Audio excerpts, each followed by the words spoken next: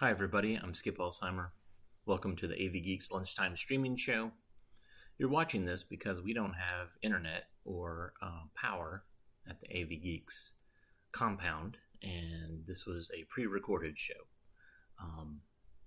This film that we're about to watch is long, but it's one I've been wanting to show for quite a while, so I hope you enjoy it as much as I do. Sadly, I bought this on eBay, and showed it many times, but now it's so vinegared and curled that I can't really screen it anymore. So thankfully I did a digitized copy of it. It does kind of jitter a little bit because it was beginning to shrink. But this is Escape, and this was made for soldiers to compel them to, when they're captured as a prisoner of war, what they can do to try to escape, and how that is their main objective. This brings up a lot of memories of the film Great Escape and also Hogan's Heroes. And I really dig the enemies' helmets. They're really pretty awesome. So anyways, enjoy Escape, and hopefully I will see you again live at some point. I might be able to follow comments depending on the status of my phone and all that. So enjoy Escape. To depict the range of conditions that are likely to be encountered by the POW. A soldier is a fighting man, first and foremost, and remains under all circumstances. If a soldier, despite his most valiant efforts, is captured, he never surrenders. He must continue to resist the enemy physically to the limit of his ability, and beyond that, he must continue to fight mentally. He is still a member of the United States Army. He is still bound by his duty and by the laws of his service and his country. He must give no more than his... He must defeat every plot of the enemy to break down his resistance. He must make every effort to escape. The duty of a United States soldier is unalterable: to fight and defeat the enemies of the United States of America, even give his life to keep faith with his country.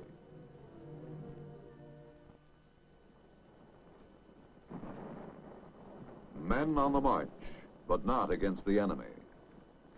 These men are prisoners of war, American soldiers who have been captured by the enemy, now being marched back to a prison camp.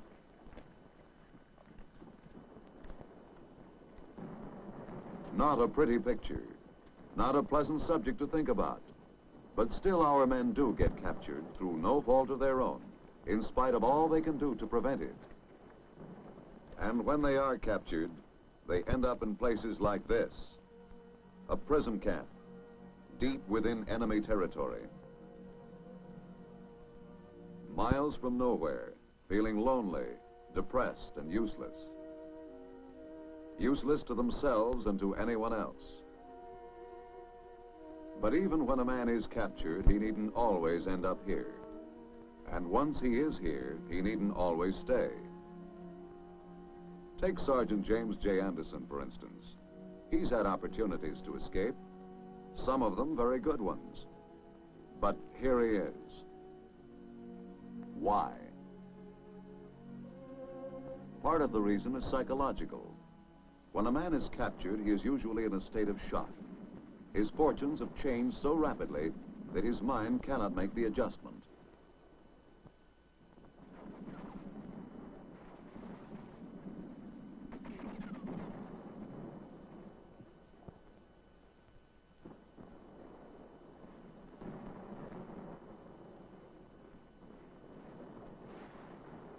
One minute he was fighting the enemy. The next he is a prisoner.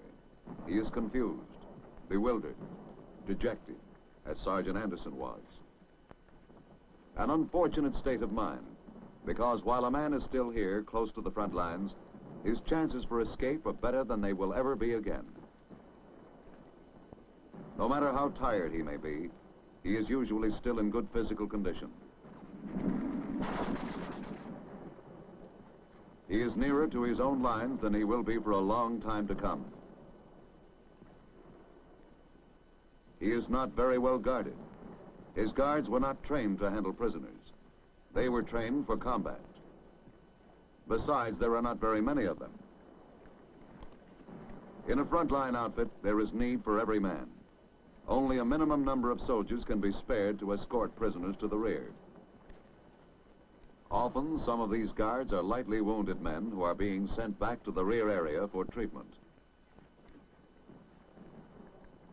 If the odds are ever in favor of the prisoner, it is here, in the midst of frontline area confusion, where everyone, including the guards, is forced to consider his own safety first.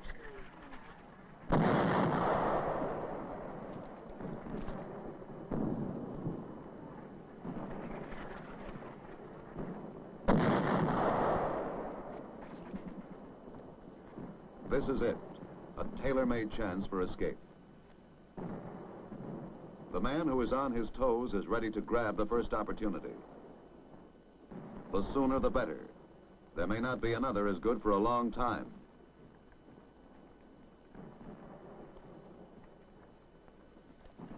There are always chances for the prisoner who has resolved to escape and is looking for the right moment.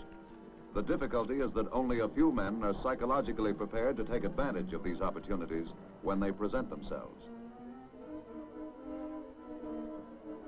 Only a very few. Unfortunately, Sergeant Anderson was not one of them. Looking back, I can remember other opportunities which I might have seized as well as the next man. There was that sergeant from C Company who was next to me on the march. He was a smart cookie. Stretch out the column.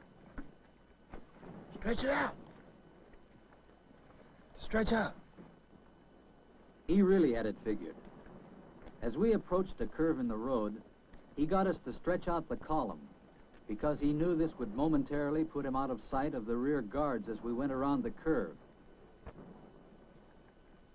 When the time came, he knew what to do. He was never missed. Then later in the day, there was that tough little private. He was another soldier who kept his eyes open and his mind working. He'd noticed that when trucks passed the column, they threw up a heavy cloud of dust. To most of the men, the dust was just another annoyance, choking up your lungs and getting in your eyes. To this soldier, it meant something else. Yeah, he took a chance. So did the others who got away. Sure, escape can be risky, but I found out that it's also risky to spend time in an enemy prison camp. You risk not only your body, but your mind. Escape becomes more and more important. I keep remembering the night we spent at the division enclosure. That was one of the best chances I ever had. We were still quite close to the front, and there wasn't much of a moon. The enclosure was just a field with some barbed wire around it, and there were only a couple of guards patrolling the outside. If only I'd been on my toes, I could have gotten away, just as easily as those two soldiers from Baker Company. They carefully timed the movements of the nearest guard and knew exactly how long it took him to walk his post.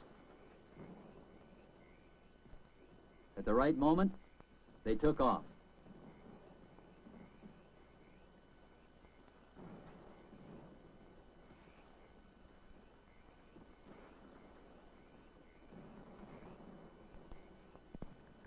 They were gone before the guard returned.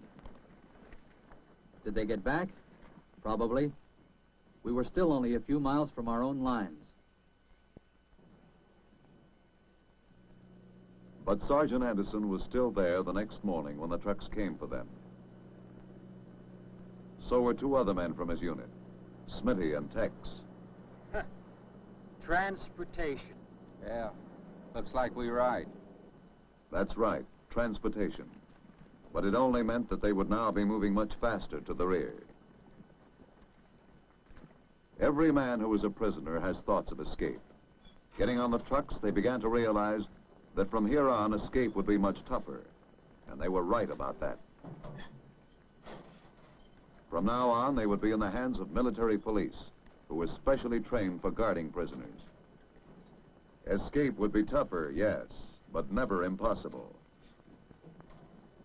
Remember that the further a prisoner is moved from the combat zone, the more difficult it will be to work back to his own lines. He must keep his eyes and ears open and stay alert. He must not give up hope, because there is always the chance that something will turn up at the most unexpected moment. That something may happen which will provide the opportunity. Hey, look! Airplane!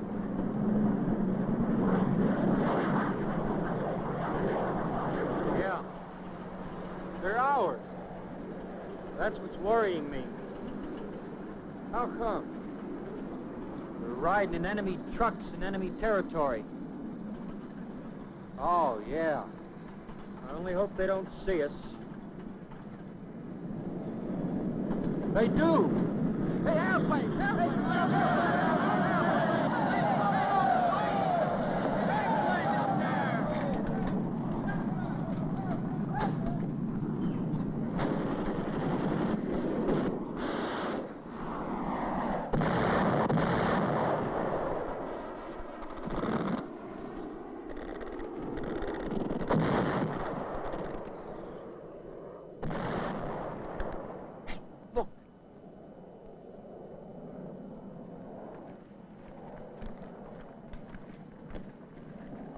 I'm going with him. At ease. Huh? Boutte, Boutte.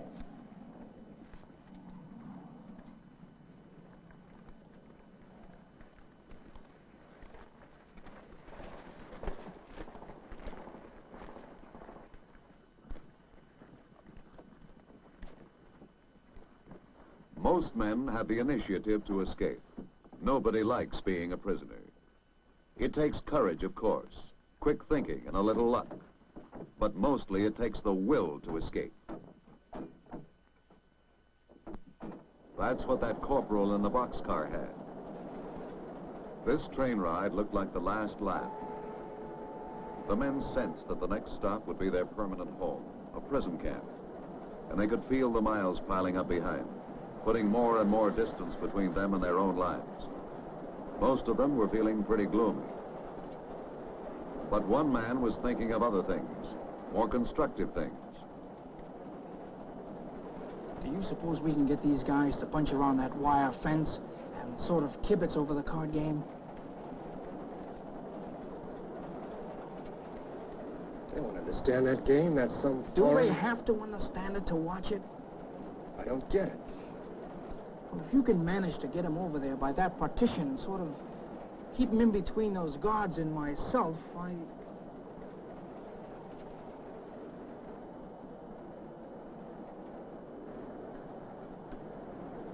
Okay.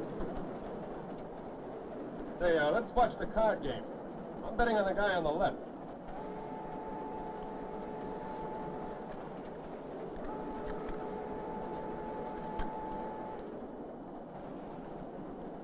Well, I can't understand that game. Sure you can.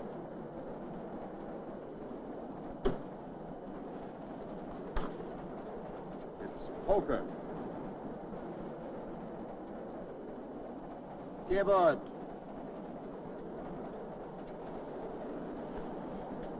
Guess it makes them nervous. They can't stand a little kibitzing.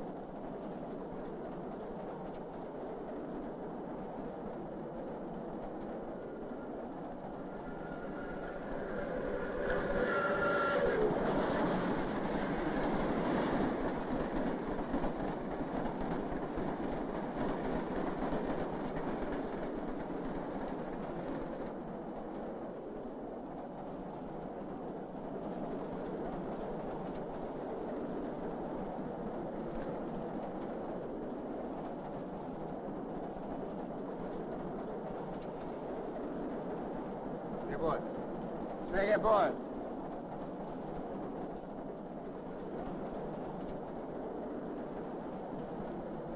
That's wonderful.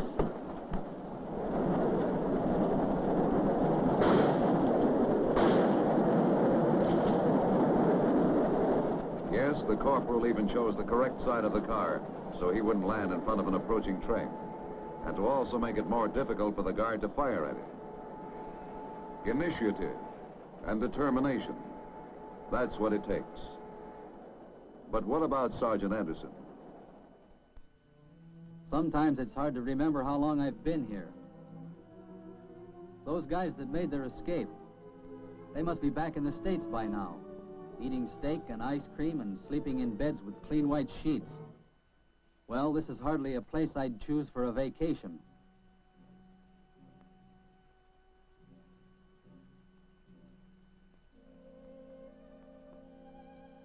It's not exactly a pleasure resort. The accommodations leave something to be desired in the way of comfort. The food is bad, and there isn't much of it. About the only thing a man has plenty of in this place is time. Time to think of all the people you haven't seen for months or years. Time to think of all the things you might be doing if only you were somewhere else. Time to rot if you don't watch yourself. Time to remember the guys who had guts enough to break out of this place. And there were some who did. Fred Wilson was one. His plan was so simple that the guards are probably still trying to figure out what happened. He simply waited until a work gang had been formed, and when the guard's back was turned, he joined in with the other men.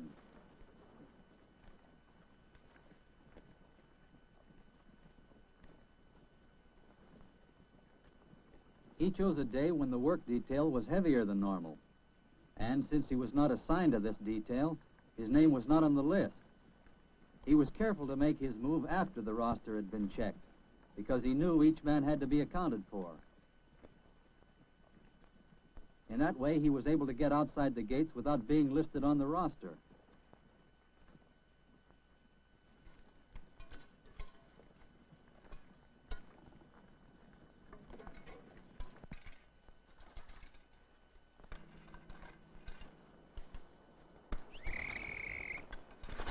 Upside game.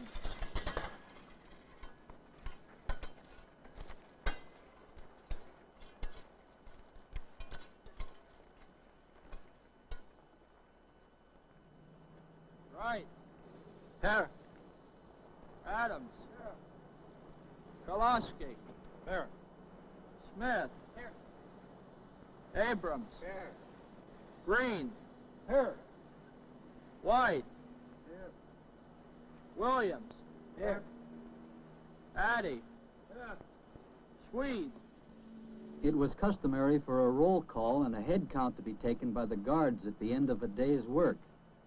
When each man on the list was accounted for, they were ready to march the detail back to the PW compound for the night.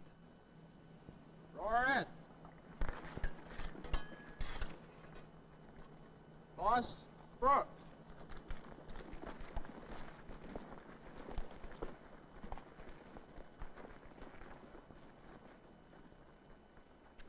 Since Wilson's name was not on the list, he was never missed.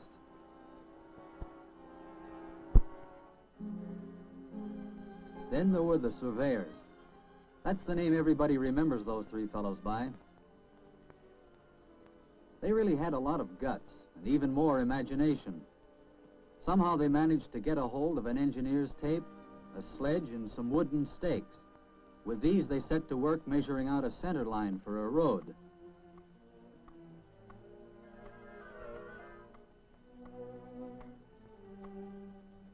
The guards assumed, of course, that they had been told to stake out the area, because they knew that prisoners never did any more work than they had to.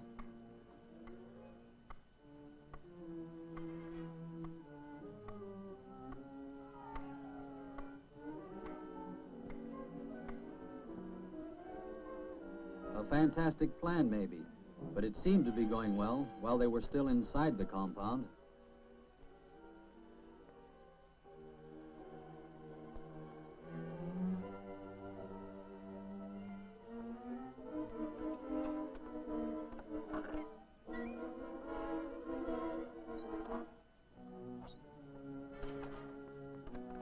Even the guards at the gate were taken in.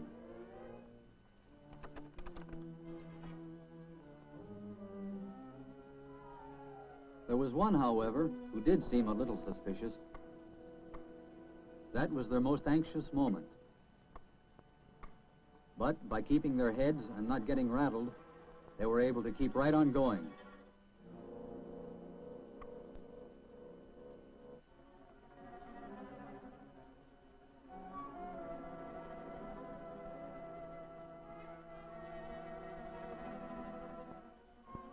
While they were sweating it out, the guards were joking about the prisoners asking them to work.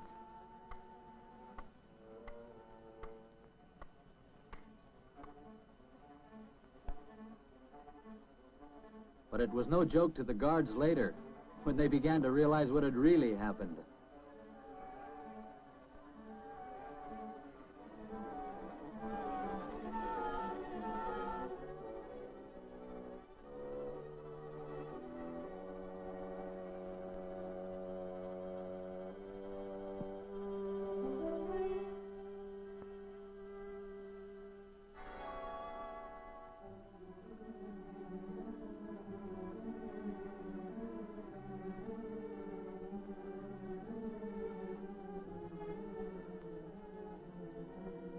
Of course, these escapes had some repercussions.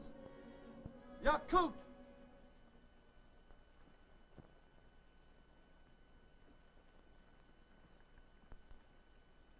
Agnes, Addis. Cigarette? Please. I hope you men find our camp reasonably comfortable. Yes?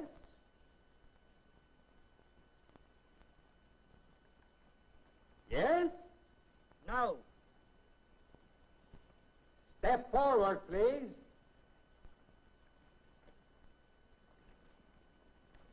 What is the complaint?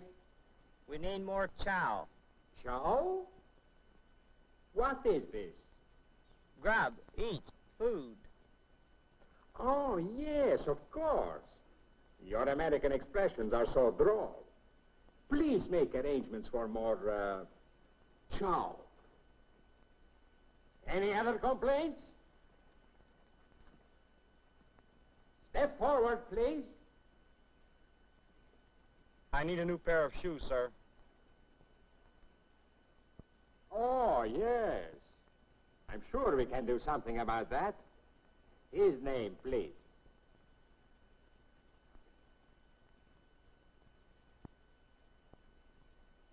Yes? I think your men have been intercepting our Red Cross food packages, sir. Oh? I think you are mistaken. But I shall certainly look into the matter. Any other men? I need more straw for my mattress. Straw? How many men need more straw? It will be arranged. More straw for these men. Now, men, I want you to do me a little favor. As you know, recently, several of your men have escaped. That is not good. Not good for me, possibly not good for you.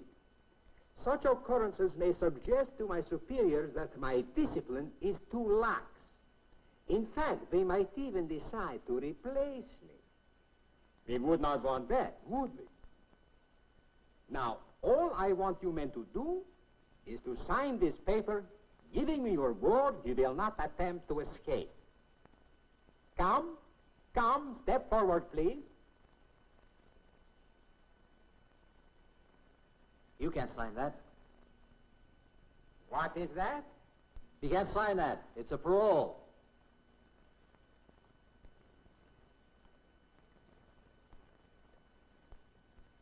And why can't he sign it?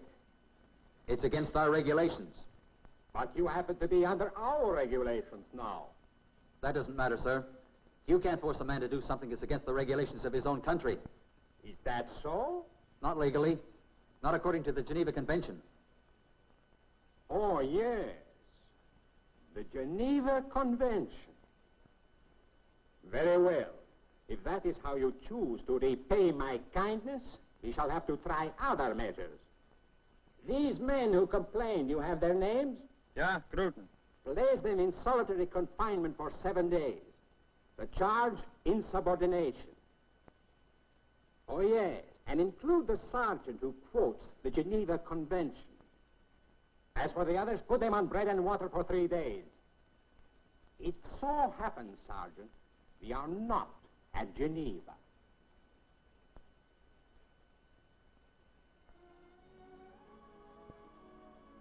Perhaps it was the punishment, the cruelty and the rank injustice of it, which made me decide that I couldn't stay here any longer. I simply had to get out. All kinds of ideas were running through my mind. Then suddenly it clicked.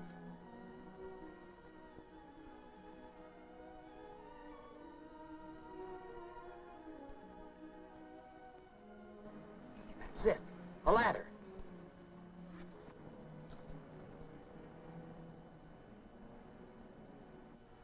And then I thought the ladder we used would be black. But the ladder to be used as a decoy should be light-colored, so the guards can spot it without any trouble.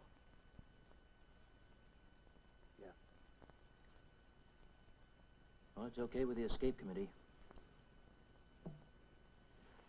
Go ahead, Sarge. Thanks. Now, what we need is 2 short ladders and a plank.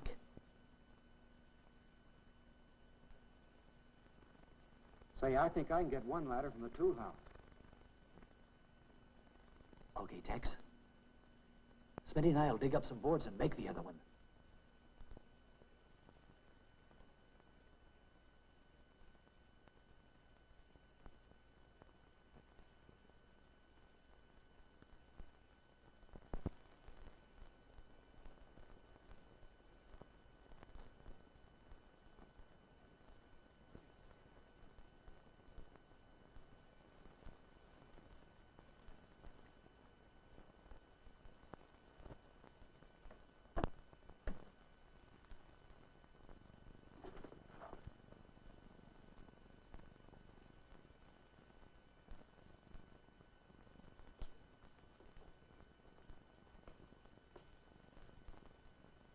See this?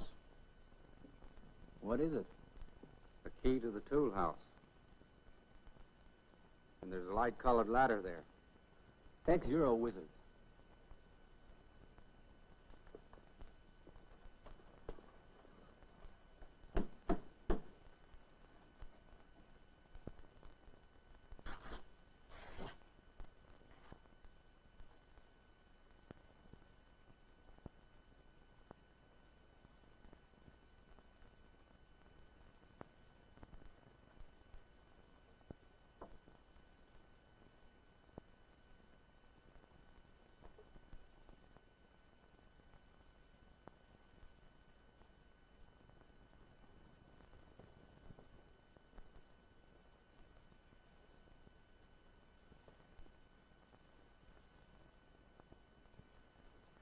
Now, the ladder I can shove back to fall down, so the guards can't tell where we go over the fence.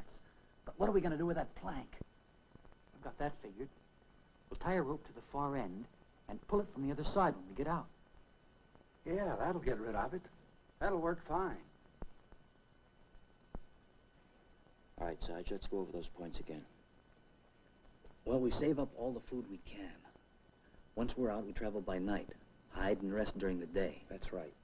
Unless you get hold of civilian clothes. Then you can travel by day, posing as natives. In that case, you'll need forged identification papers. We'll fix them up for you before you leave. Fine. And once across the border, we contact the American Consulate General. And don't forget, don't talk to anyone about the details of your escape. Save those for the army attaché or the intelligence officers. Talking to unauthorized persons could hurt chances of escape for others. I've got you. Make sure you pass these things on to Tex and Smitty.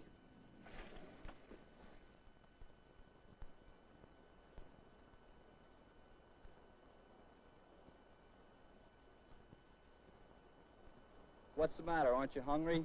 I'm saving up for a rainy day. Yeah? You won't have long to wait around here.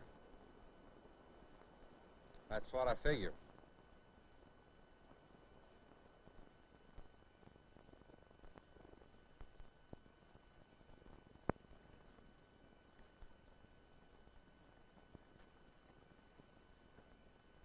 Avoid this main road and this railroad.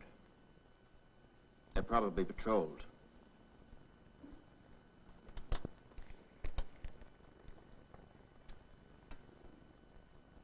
You better go around the cities. They're too dangerous. Okay. And whatever you do, don't accept a lift from anybody. The only people with vehicles in this country are on official business. We'll remember.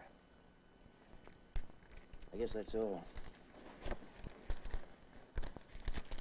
Here are your papers. Thanks. Don't use them unless you have to. We won't. Remember, everything is set to start at 2200 hours sharp. After that, you're on your own. Right. Good luck.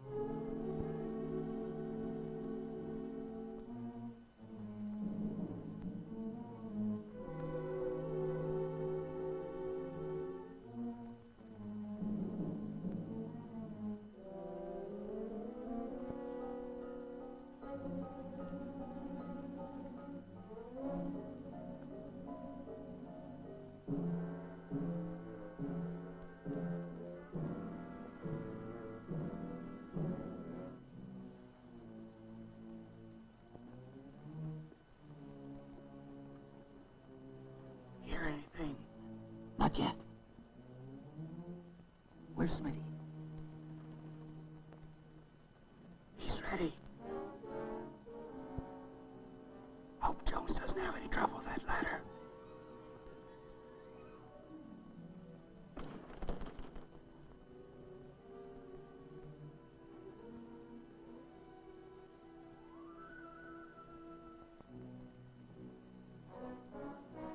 Jones?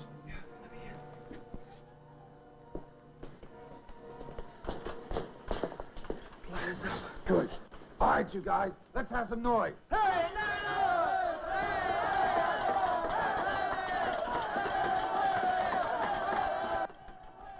There, it started.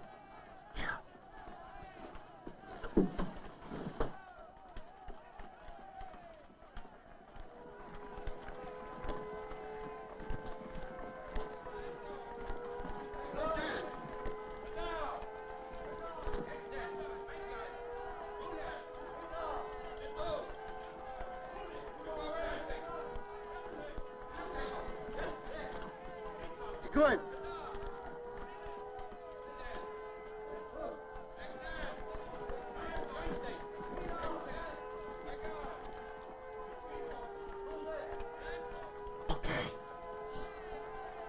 let's go. Look at it, Maeve.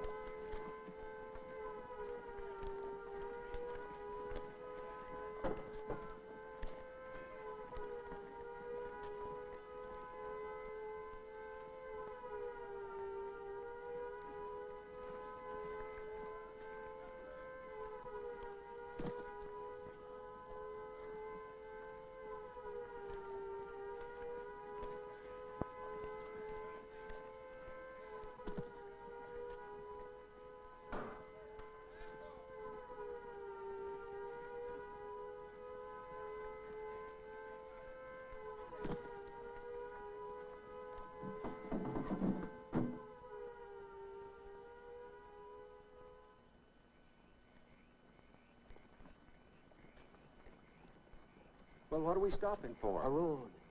Well, let's get across. Can't. It's too straight here. Get down.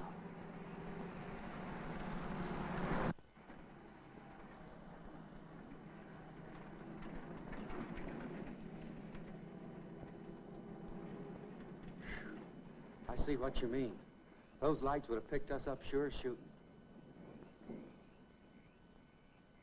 There's a curve down here. Come on.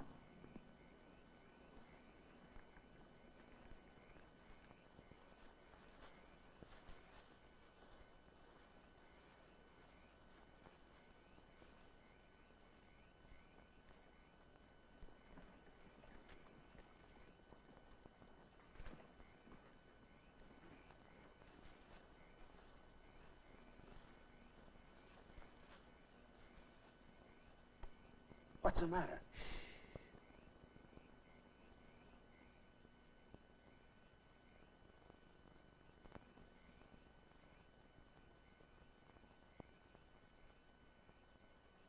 Do we have to cross those tracks? Yeah. We can make it if we crawl. Okay. One at a time.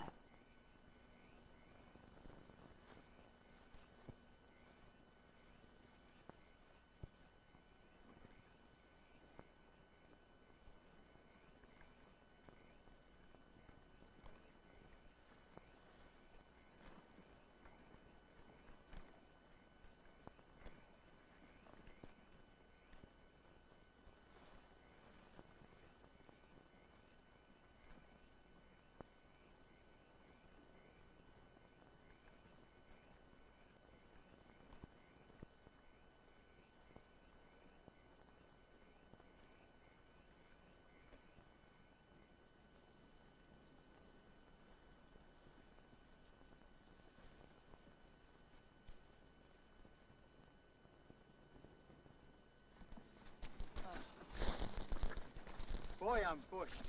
Oh, me too. My dogs are killing me. Why don't we stop here for the day? Too dangerous. They'll be searching along the streams. Okay, just let me get my face wet. Don't drink that water. We'll find a spring somewhere. Don't worry.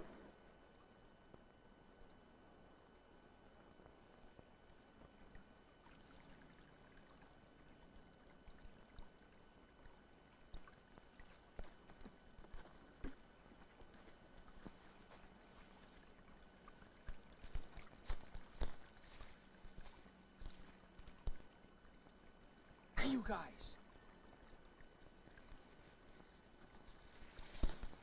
It's Smitty. Boy, you sure gave us a turn. Pretty good, huh? Yeah. You look just like a native. Here, put these on. Where'd you get them? Swiped them from a farm about a mile back.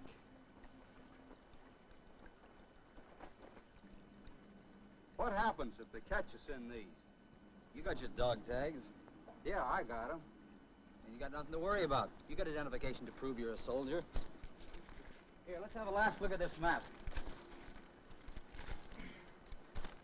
Which way we head?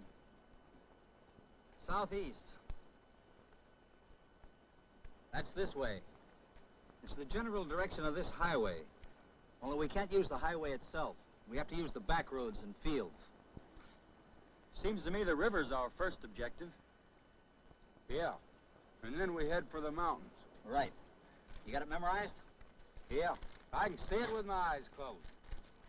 Hey, what are you doing? You guys are pretty touchy about maps that might show military information. We wouldn't want to be shot as spies, would we? Well, now that you mention it. That reminds me. Let's not go looking for trouble. We don't take any chances we don't have to take. Caution. That's our motto. We've only got one job ahead of us. And that's to get out of this country. Okay? Okay. Okay. One more thing, Tex. They don't chew gum around here. Huh? Oh.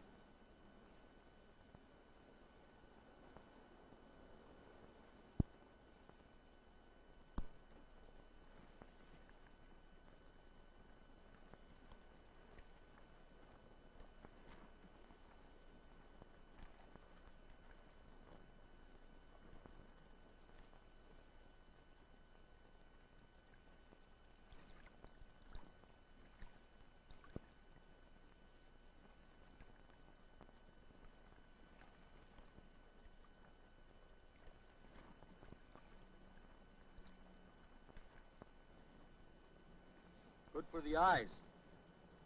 Good for the stomach, too.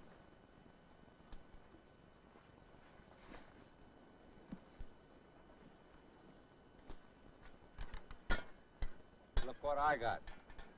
What are we going to do with them? These will give us an occupation. We can work on the roads. Tex, I think you got something there. That way we can travel by day.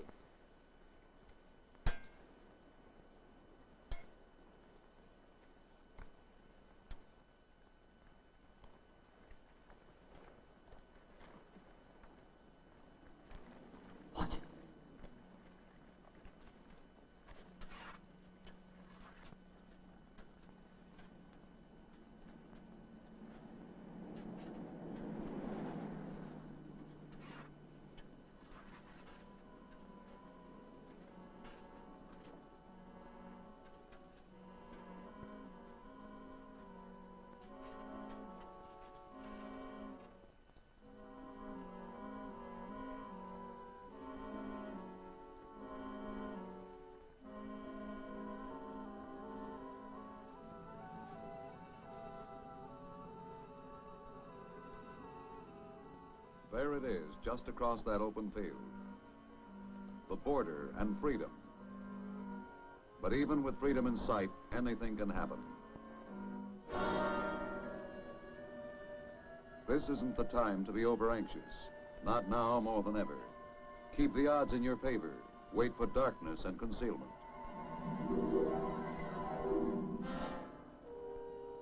This is the moment every man taken prisoner hopes for. Freedom ahead for those who dare to make a try for it. Let's go.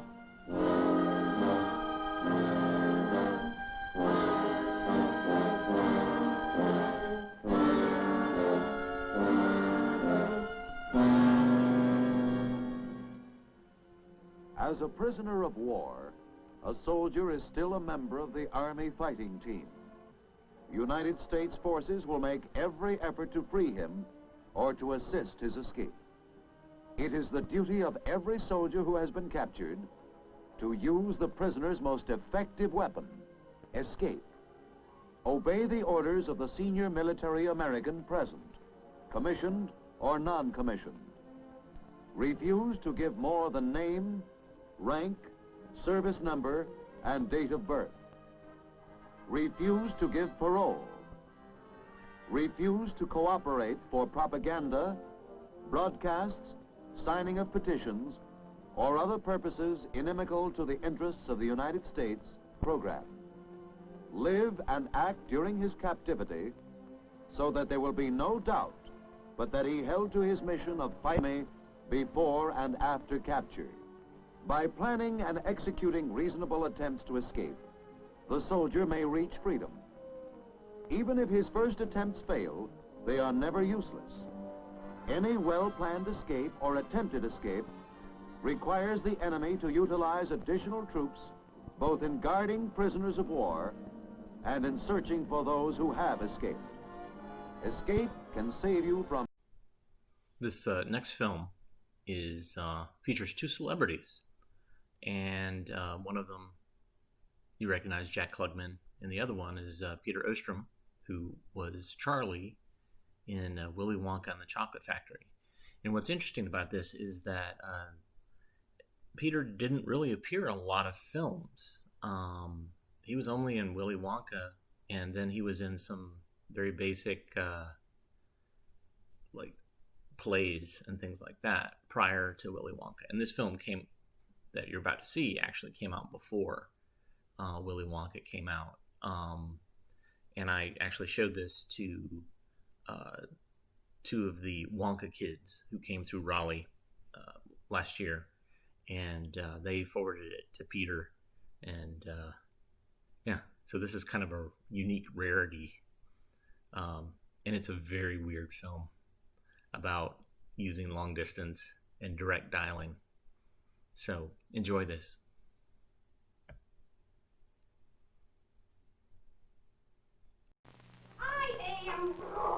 Hey, Mom, where's my rough sweater? In the hall closet. Harvey, when you get out of the bathroom, I'm in a hurry. Judy, go down to the freezer and get some coffee cake for breakfast, honey. I'll warm it up while everybody's getting dressed, okay?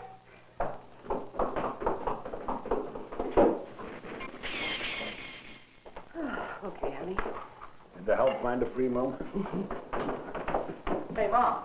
Any chance to get my laundry done this afternoon before I leave for school? Well, where'd you leave your laundry? Down in the hall. You saw it this morning. Oh, good heavens. I thought it was his rock collection.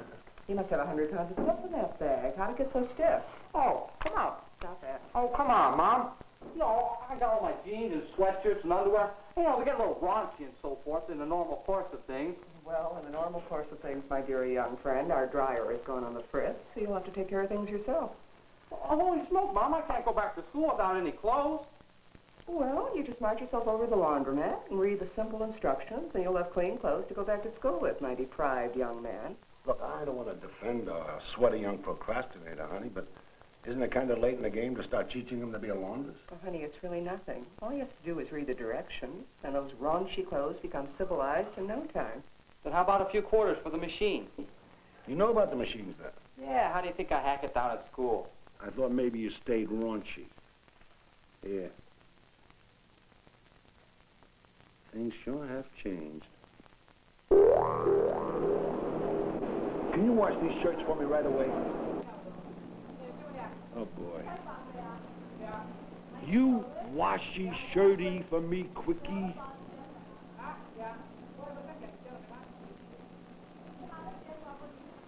Unless you knock off that pigeon English, you wash your own shirts, wise guy.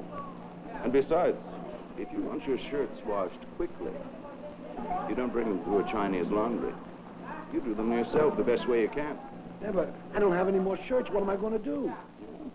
If your circumstances allow you the customary 5 days to have your shirts laundered properly, we can proceed with this transaction. Honey, when you finish breakfast, would you go to the supermarket for me? Sure.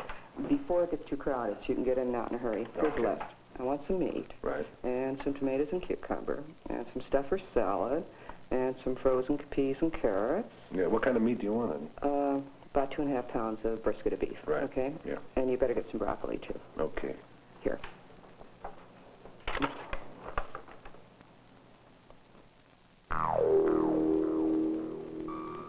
Mr. Muller? Mr. Muller, my wife sent me to get some firm ripe tomatoes for salad. So? So which are the firm and ripe ones? You got eyes, you got hands, so look and feel, and maybe you'll find some tomatoes that will please your wife. Well, you don't suppose you could help me, do you? I mean, I don't want to have to bring them back if they're not firm and ripe. you'll allow me to finish discussing the merits of this chicken with this charming lady, I'll be right with you, and I'll help you with your tomatoes and the rest of your list. You're not in a tremendous hurry, I presume? Oh, no. No rush, Mr. Muller. Just take your turn. Take your turn.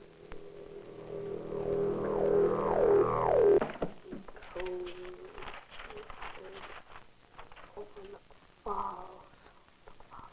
311. 311. Information. Dial area code. Dial 5551212. 311 555 1212. Information for what city, please? I'm calling for the number of Camp Overlook, and it's pretty close to Overlook Falls, Ohio. One moment, please. The number for Camp Overlook is 555-2368. Would you make a note of that number for future use, please? Yes, I will. Thanks very much.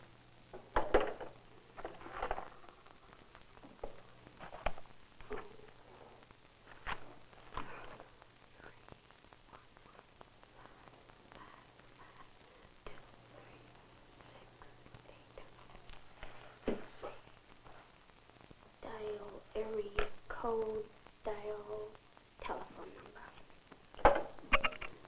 311 555 2368.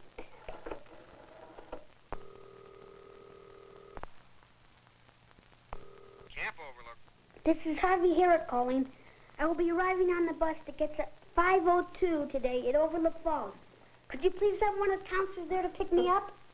Fine, Harvey. Several of the boys are going to be on that same bus, and we'll have a counselor there to pick you up. Does your family know you called to confirm? Oh, yeah, they're sitting here right with me. Very good, Harvey. We'll see you around 5 o'clock then. Take care of yourself. Thanks very much. See you later.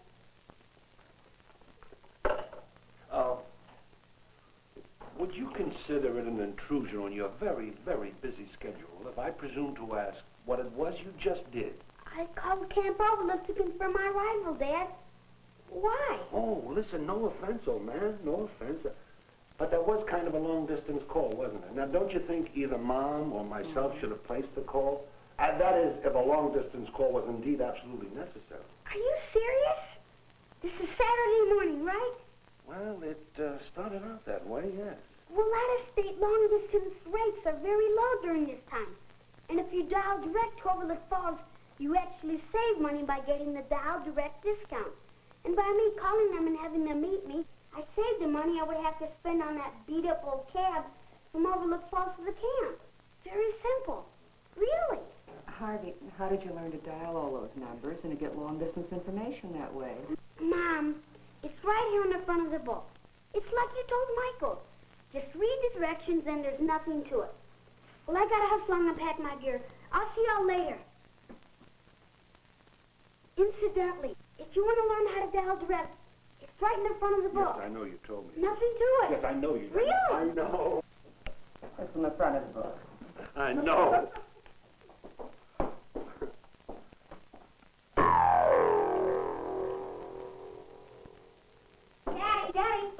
Daddy.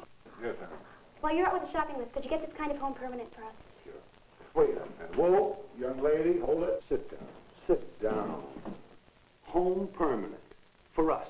Sure, I'm going to give Mom a permanent this afternoon. What? Please sit, please. You are going to give my wife a permanent this afternoon. Here, in this house. Yes, Daddy. You see, Mom's very busy sending Harvey off to camp and Michael off to school, and you've got a dinner dance tonight. Mom can't spend all afternoon in the beauty parlor, so I'm going to give her a permanent. Oh. Well, in addition, my dear, you are going to escort your mother to the dance tonight. Because I am not taking my wife to a dinner dance with the type of head you're going to leave her with this afternoon. Daddy, I do it for Mom all the time. There's nothing to it, really. All you have to do is read the directions. It's really very simple. I know. I know. I know. I know. Boy, what a morning. Do you ever get the impression that the world is changing pretty quickly? That if you sit still too long, somebody will come through and paint you? You know, you live your life, you work hard every day, raise your family. Things kind of just go on. But you know, I've been thinking, if time and money are important to you, then you really have your choice of doing things a certain way that will save you time and stretch your dollars. And if you have plenty of time and money, you still, for the most part, have your choice, I think. It really all depends on you.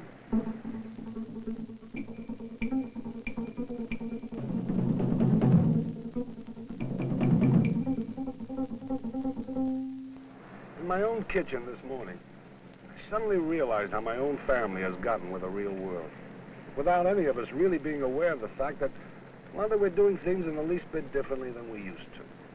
For instance, my wife sends me to the supermarket to pick out things like, well, meat and vegetables and salad greens. Do you realize what a mess I would have made out of things if we didn't have a supermarket? Huh?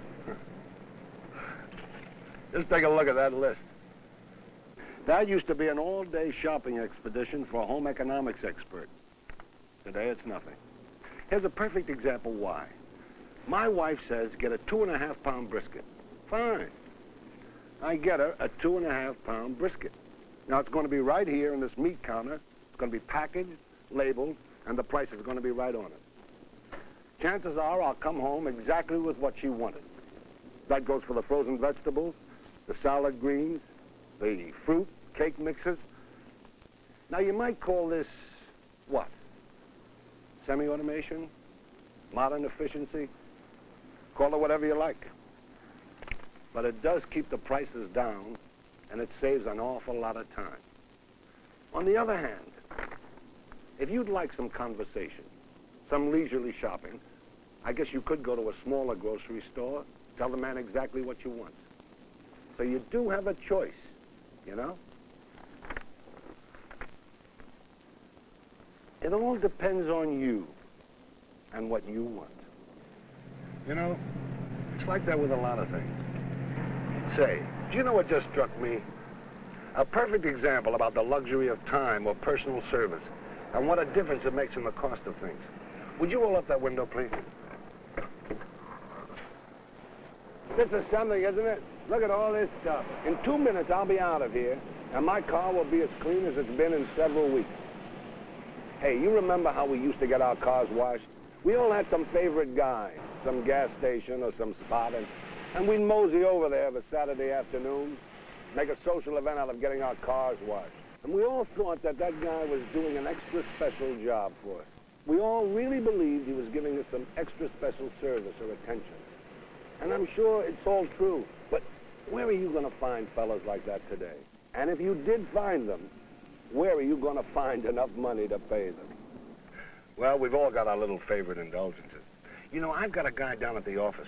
Well, I don't think he makes more than I do. I know he's busier than the dickens.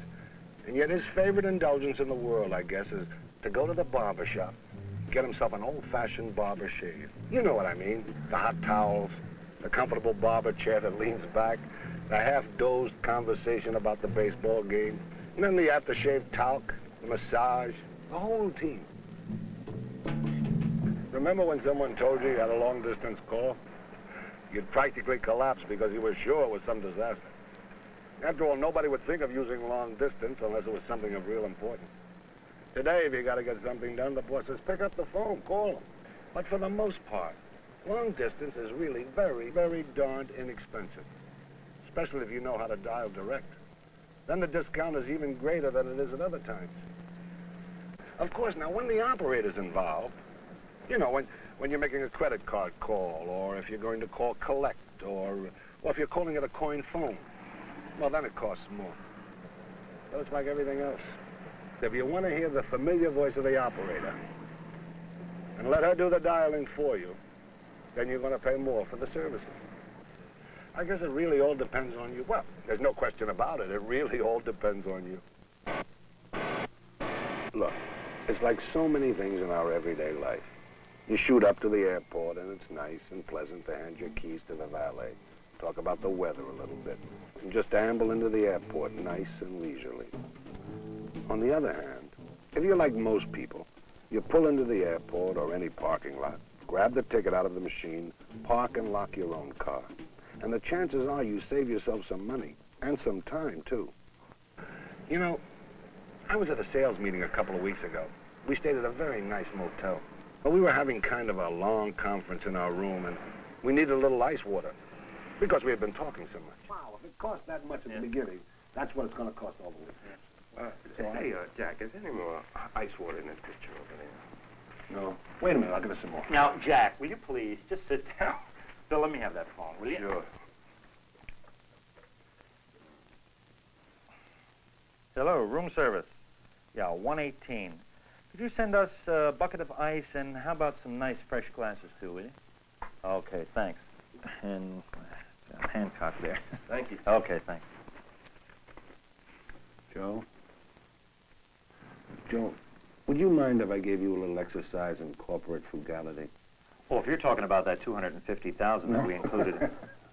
Nothing that important. Joe, if you would follow me about 14 steps.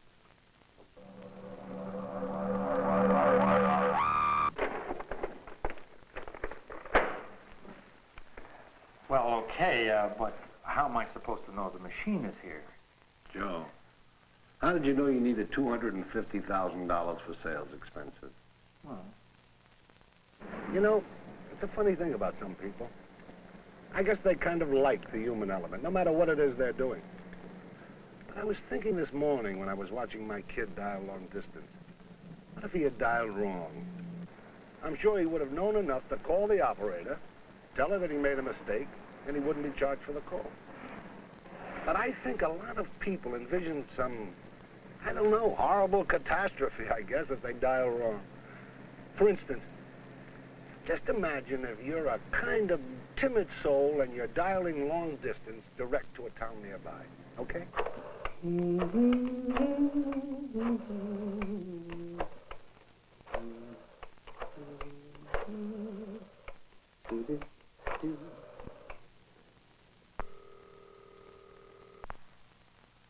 Hello. Aunt Martha?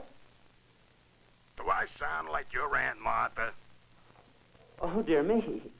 Is this 514-2817? On that point, friend, you're a little closer to the mark. That's the correct number. But you're not Aunt Martha. Oh, you're making progress. Please, sir, don't make jokes. I dialed long distance. May I ask from where you are calling as you pursue your search of Aunt Martha? I am calling from Grand Rapids, Michigan. Isn't this Chicago?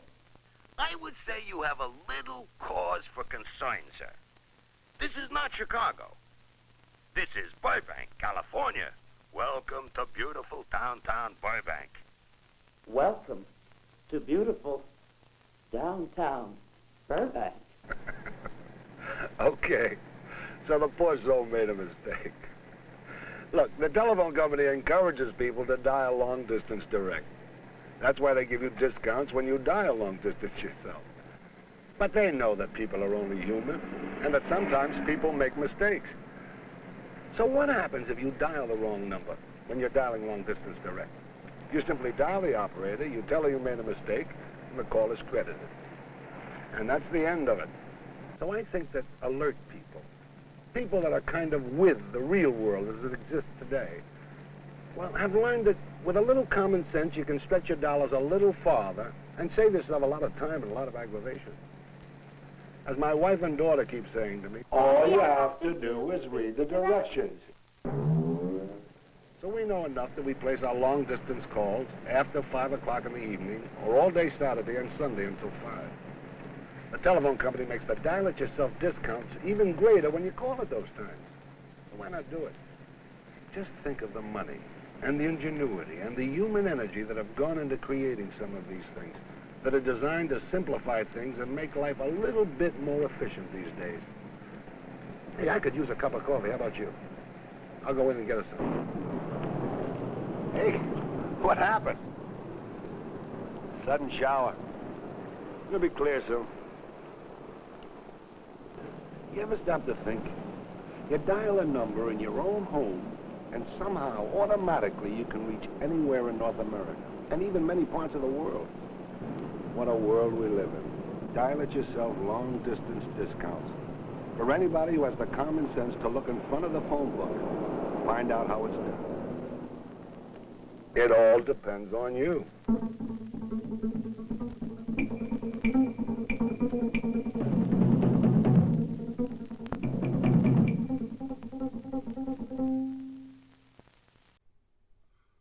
Well, thanks everybody for tuning in for this impromptu The Power or Internet is Out screening.